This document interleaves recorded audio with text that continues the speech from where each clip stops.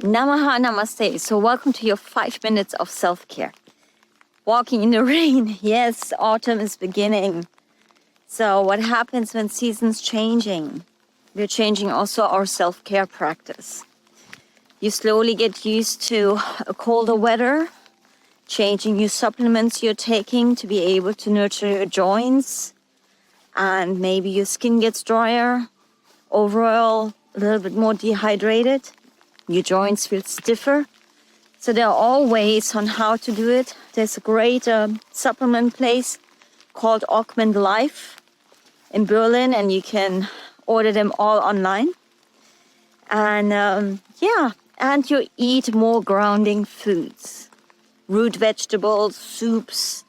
If you do eat meat, maybe more meat to just feel more grounded. Especially when you're an overthinker. We call this in Ayurvedic tradition a Vata dosha, too much air. We have the tendency to overthink, so we need to ground that energy. So, besides talking to you about the seasons, let me see where Ninja is. There. He doesn't like rain, but that's fine. We get over it. So, I like to speak to you about vulnerability. Last week we spoke about open heart consciousness. Vulnerability it goes hand in hand together with open heart consciousness. Our society and culture slowly adapts a different notion of vulnerability. As you can see, there's a great lady who's a writer called Brené Brown who speaks about vulnerability a lot. I would definitely check her out. And vulnerability speaks about really exposing or showing people and the world your true self, your authenticity. And let's be honest, there's only one you. So please embrace that uniqueness. Vulnerability speaks about showing your emotions and feelings that in the last decade, or let's say many 100 years, we have been taught to not show our emotions and feelings in public. And maybe you have come across in your upbringing and also at work, you're too emotional, you're too sensitive. I love that. And when that happens, we tend to then shut down our emotions and they go deep inside of us. And that's how actually manifestation in dis-ease can happen. And also trauma can be just bottled up. And then let's go further in the cycles. In order for us to numb that certain emotion, what do? There's certain addictions, certain substances, how we can numb them without being in touch with our emotions, that's our body. Vulnerability speaks about having the courage to go inside, to work with it, to heal it, to show people who you truly are. Vulnerability also shows great leaders these days because there's a shift of leadership, a shift of corporations actually using this gift. Because guess what? Vulnerability and being authentically you, and if you're highly sensitive, empath, that's a superpower. Yes, I repeat this again. It is a superpower. Why? Because we can also further develop our soft skills like emotional intelligence. Maybe you have heard this already on board, in corporations and companies. When you are able to hone the craftsmanship of emotional intelligence,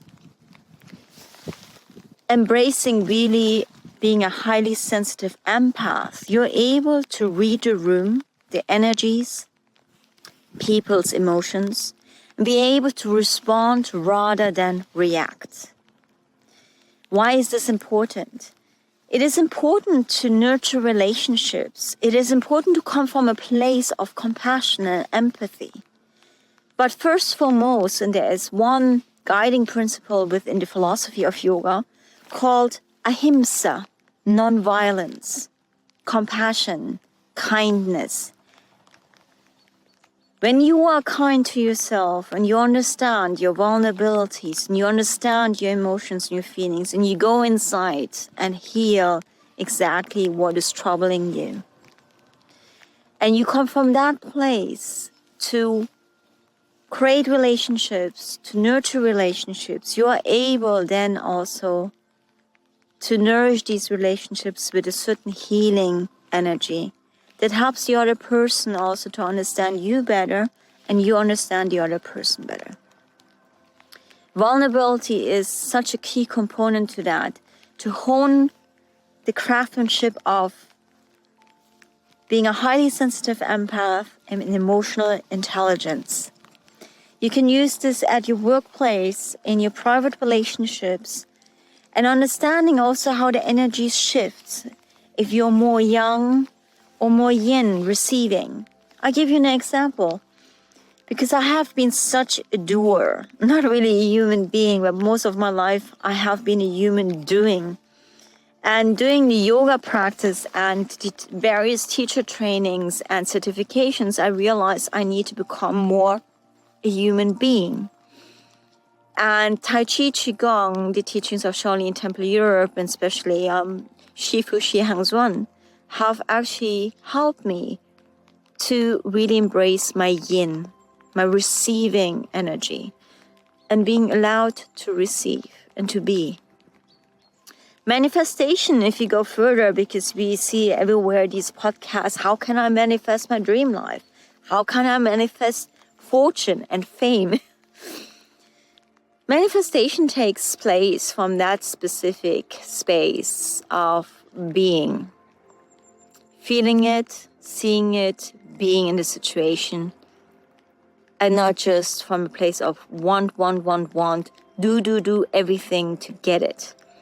Because sometimes you have the tendency to force and to push, to find the right balance between yin and yang, while we are vulnerable on this journey and while we are showing people who you truly are. This is the key. Namaha, namaste.